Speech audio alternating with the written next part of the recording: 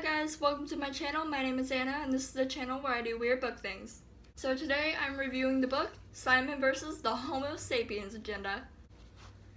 So for the people who haven't read Simon versus the Homosapiens Agenda, which to shorten it, I'm going to call it Love Simon since of the movie. So for the people who haven't read the book for Love Simon, it's basically about a kid and he's in high school, and of course his name is Simon Spear, and he is secretly gay, and he's not out of the closet, and basically someone had found this information about him being gay, and he basically goes through this whole blackmailing thing, trying to get this other kid not to post that he's gay. So that's basically what the whole story is about, and he's secretly emailing an anonymous user from his school named Blue, or Blue Green, and he wants to find who Blue Green is, so Blue for short. So for the people who haven't read the book and you don't want to spoil it for yourself, I suggest you leave now, because from now on it's going to be all spoiled. Bye people who haven't read the book. It's go time. Okay, the first thing I want to go off of is the first part of the book when Simon jumps into the fact that Martin blackmailed him. Like, it started off so hot, and that's so great for a book. I love when books do that, because it's like, as soon as the book starts, it's grabbed your attention. And then, of course, you meet his family and everything, and blah blah, everything's okay. And Martin's just like, boom, I'm blackmailing you. And like, he hardly knows this girl, Abby. Like, it's just so awful, because couldn't it have been Leah? Like, someone he knows very well. Like, he just doesn't know Abby very well. He just met her. I mean, like, it's hard for him to try and match with Abby. Like, just this really weird kid wants to be with this really popular girl. Like, what the heck? How is he supposed to match that? Okay, I want to talk about his school. Like, how cool is his school? Like, they get to dress up for Halloween, they have a gender bender day, they just get all these days to dress up and act like whoever they want to be. Like, I wish my school did that. Like, it's just crazy, because we don't even get to dress up for Halloween, and I wish we did, but we don't, because our school sucks. And I love the first couple emails with Blue. Like, I love that in between each chapter you had an email with Blue, and I love that. I love this, and I love the relationship they had with each other. I love that they could talk, but not show who they really were. Like, I like how they could just talk about, like, Simon loves Oreos, so that's a thing they joked about, and then, like, the bands they liked, and, like, because Simon's email was hour to hour, note to note, which was a lyric from Elliott Smith, I think the band was. And he figured that, Blue figured that out, and they bonded over that, and that's great. I love that. Okay, also, I love that you kind of get that hint. Like, those hints, you could kind of see with Blue, it's like a mystery almost, that you had to figure out who Blue is, and I love that. Like, Simon thought it was Cal because of his, like, blue-green eyes, and he really thought that he was gay, which he ended up bisexual, which was true, but it wasn't him, and you could just, I always had that feeling. He kept saying, it's Cal, and I was like, Cal never talks to him. Like, why would it be Cal? I kept thinking, it's so weird. Plus, I didn't really want it to be Cal. I just thought it was so weird, because it's like, because he knew who he was, and I was like, but he's not talking to him. Like, they have nothing in common. Also, the scene with Martin, Abby, and Simon, where Martin just starts screaming the lyrics to their play, and it's just in the middle of the Waffle House, and I was just dying during that scene, because I always picture, if anyone knows what Matt King looks like, if you don't know who he is, he's a YouTuber, and I don't know why, but I always pictured him Martin to look like that. And, like, with his glasses and everything, and he doesn't have glasses, but I always pictured him to look like that, so I just kept picturing Matt King, like, singing his heart out in the middle of a Waffle House. Okay, let's also talk about the relationship that Abby and Simon have. I mean, I like the relationship that Nick, Leah, and Simon have, but I didn't really like Leah because I didn't like her personality. But I loved the way that Abby and Simon just clicked, like off the bat, and he felt so comfortable telling her, not just because they weren't close, it was just because I just felt like he had this sort of connection, like she understood him very well. Like, I know Leah and Nick knew him for years, but I felt like it took those years to be able to understand Simon. Like, I just had this feeling that Abby kind of knew. Like, she knew who he was right off the bat. I love that personality about her. Okay, when Martin had finally released the email on the Tumblr and had exposed Simon and forced him out of the closet, I was like dying. I was like, no, this can't be happening. Poor Simon, this can't happen to him. I can't let this happen to him. Like, I almost cried because of what they did to him, and I felt so awful for a character that doesn't even exist. Like, I felt so awful, and like, that's how book readers are. It's like you connect to the character, and that feeling, because I put myself in that situation. I was like, what if that happened to me? And I was like dying. I was like, no, this can't happen to him. Like, you can't force that of him. Like, that's awful. Okay, I do love the way his sister, Nora, handled it, his younger sister. I love that when she saw it on the Tumblr, she came into his room, she was like, you need to see this. It was like, okay, like, she took it very well, and she didn't take it personally, she didn't attack him about it, like, when this happened, blah, blah, blah. She just basically said, okay, how do you feel, are you okay? And everything was fine. It wasn't like a huge deal, and I love that. I wish my family would be like that. My older brother would probably, like, kill me if I told him I was, like, lesbian or bisexual. And I don't like the way his parents handled it, but I like that they were calm about it. Like, Christmas, like, that's an awful time to have to tell them. Like, tell them you're gay on Christmas Day? Like, I rhymed. But, like, that's awful. Like, that's awful the way he had to tell them. I just wouldn't like to come out in Christmas Day. Like, that's just so forceful, and I don't like it. Like, tell him, like, a random day of the week or something. I hated that he was just forced. He felt like he was forced to tell them, like, then. Not just, like, the next day. Like, why couldn't he have just told him the next day? Like, it's not a big deal. He felt like it was, like, since Martin had already, like, outed him, he's like, okay, I gotta do it now. But I do like that, how well his parents did take it. I mean, yes, his dad made it a joke, and he was joking about it, and blah, blah, blah. But I like that they took it pretty well. They didn't question him much. They didn't really, it's not that they didn't care, it's more like they just didn't really, focus on it as much as they should. Like, they didn't make it a big deal, like, oh my god, our son's gay, what should we do? We should blah, blah, blah.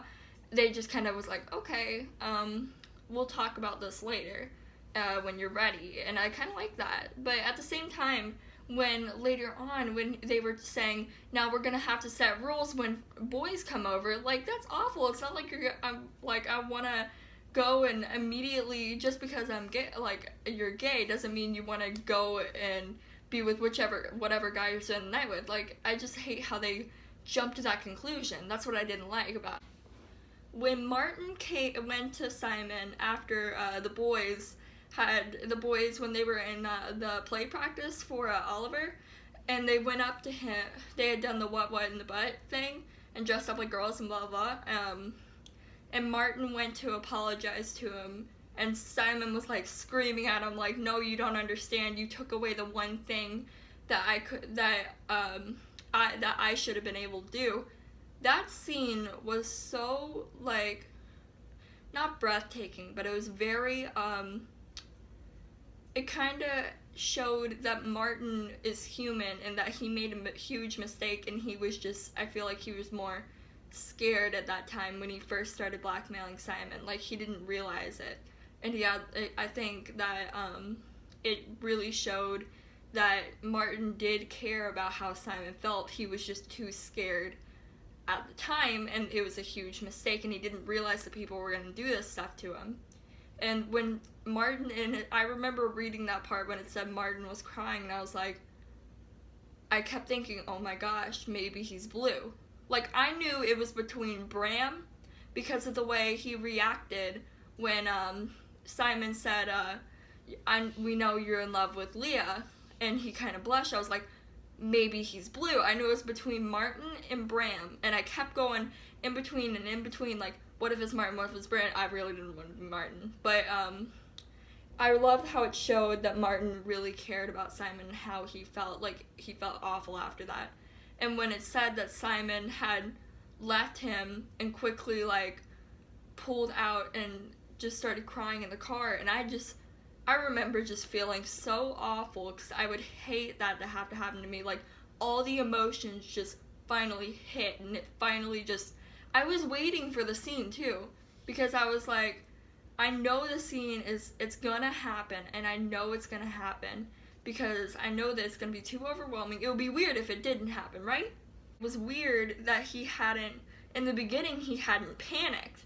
He was like, okay, now I'm just gonna have to tell people. It was like more of a really calm thing, and then when Martin finally went and apologized, it's like it just all hit, and it all happened at once, and that's what shows that Simon was actually terrified about this. Like, of course, we all knew he was terrified to be blackmailed and to being out on the Creek Secrets, I think is what the Tumblr was called. Like, it's understandable how scared, you could see how scared he was, but he never showed the emotion. He was just kind of mad, almost. It wasn't like he showed that he was scared. It was more like he was just angry, almost. It was just, I hated that about it. I hated how he just was so angry about it. Seemed so angry about it. He let off this aura that he just was so mad. And then when Martin apologized, he just let it go. He let all that, you could literally practically see the anger just rush out of him, and he finally all the emotions just hit. And that's the scene that I think really changed my perspective of the book. Okay, let's talk about Simon and Bram. And what's the ship name for Simon and Bram? I really want to know. Is it like, I want to say it's something like I don't know, like Bryman, something like that. I feel like it would be something cute like that. I love the scene where I always joked about this. As soon as I read this line, I just died laughing because they were going to that gay bar, and Simon literally said, I'm 5'7", Nick can't grow facial hair, and Abby is wearing a bunch of friendship bracelets. There's no way we're getting it. I think I will remember that line till the day I die. Like, I love that line so much. Okay, let's talk about when they get in the bar and Simon meets these kids, and it was like one drink and he was drunk, and they gave him all these drinks and he was like messed up. He was hammered. And I love how when he said that he was a junior in high school, they were like, no, you need to go live your life and be with your friends.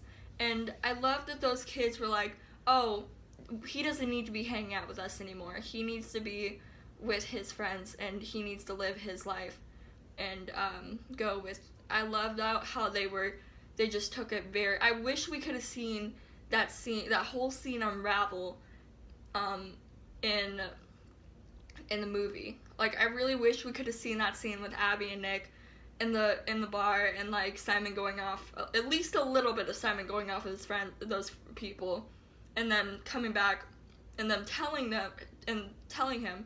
Like, I was thinking to myself when I was reading that, I was like, what are they gonna do? Like, do they realize that he's just a kid? And when they said that, I was like, oh, these people really do care about him, even though they had just met him and he was drunk. They were very drunk, but I like that they had kind of, even though they were drunk, they had realized, oh, this kid needs to live his own life, not ours. You need to go off with your friends. Okay, let's talk about the responsible parents. Like, this didn't happen in the movie. They just did not care in the movie that he was drunk. Like, he came home drunk from the party, and his parents were on it. They were like, are you drunk? You need to blah, blah. They were automatically, they sent Abby and Nick home, and I love that they kind of course in the moment that was like, no, you can't do this to him. And I love the way that Simon treated him even though he was drunk. I love that he confronted his dad about him just not caring about him, and I like that they did that because it showed that his dad didn't, it kind of just opened his dad's eyes to how Simon felt. Even if he was drunk, he could see that he really meant it, and I really like that he kind of finally got to see how Simon felt. Okay, let's talk about then the play, and they have the play, and after they go to the carnival or the festival or whatever you call it, and Simon's just looking and looking and looking for Blue, and then he finally meets him, and he meets him on the tilt-a-whirl. I remember that. I didn't like the scene in the movie. It was beautiful, of course, but I just didn't like it because I felt like the tilt-a-whirl had so much more meaning because of everything with him being, Bram getting so nauseated on the tilt-a-whirl, and it kind of really showed that it showed how much they knew about each other, because they knew a pretty good amount about each other, and I love that showed. And then when they ditched school the next day, that was just like, oh, and then they went and they had Oreos and they kissed in the car. Was it in the car? Or, it was in the car, right? Because I was like, oh my god, they kissed, and I was, dying, and it was amazing. And I really like that last scene where they, are at the talent show, and it's his sister and who is it? It's Nora, and there's multiple kids. It's Nora and, what was her name? The girl that, from Oliver that was the lead, and she knew all her lines, but, I can't remember her name right now, but it was a bunch of them, and they were just rocking out, and it was jamming, and Leah was on the drums, and she did this huge jam solo. I could see that in my mind, and I love thinking about that, because I can only imagine Simon being so proud of them. I can only imagine, and it's amazing. And I love that Alice's, her boyfriend comes up, and he's like, yeah, I have a message from, Alice, and he was like, well, they're going out of town, and she wanted you to know that the house is free, so you all can have some time on their own. And I love how scheduled that was. They quickly went home, and they had some time alone together, nothing bad, but they had time alone together, and, as soon as Alice was like, we're coming back, they automatically went, and they're like, oh, we were just studying, I invited Bram over, and his parents, I'm really thinking his parents are probably like, oh god, what have they done? That's not suspicious at all. He just invited Bram over to study. Come on, that's really suspicious. But I do love the ending to the book because it was so chill, and I loved how it just ended on a good note and a happy measure, and Simon was out and about, and I love that Martin it wasn't that he was out of the picture, but when they were going out of the parking lot and they saw him, and I love that Martin emailed him. I love that Martin emailed Simon and was like, I think he kind of told him the truth about when he first started blackmailing him, and that he was really sorry, and I love that he just finally admitted that he was just scared, and he was just angry, and all the emotions, and he hated it, and he was just, I'm sorry, and I like that measure of showing that Martin, like I said before, Martin has another side to him, and I love that. So that is all I have for the review on Simon vs. the Homosapiens Agenda / Love Simon. I might do a Love Simon movie review soon, but I'm not sure about it, but I will think about doing it. And I hope you all enjoyed. Leave a like and subscribe, and please keep watching if you have seen this. Not many people have, and I don't expect anything different, but I love that people have seen, I'm pretty sure people have seen the channel, and I would love it if people would like and subscribe, and I will see you all later. Bye!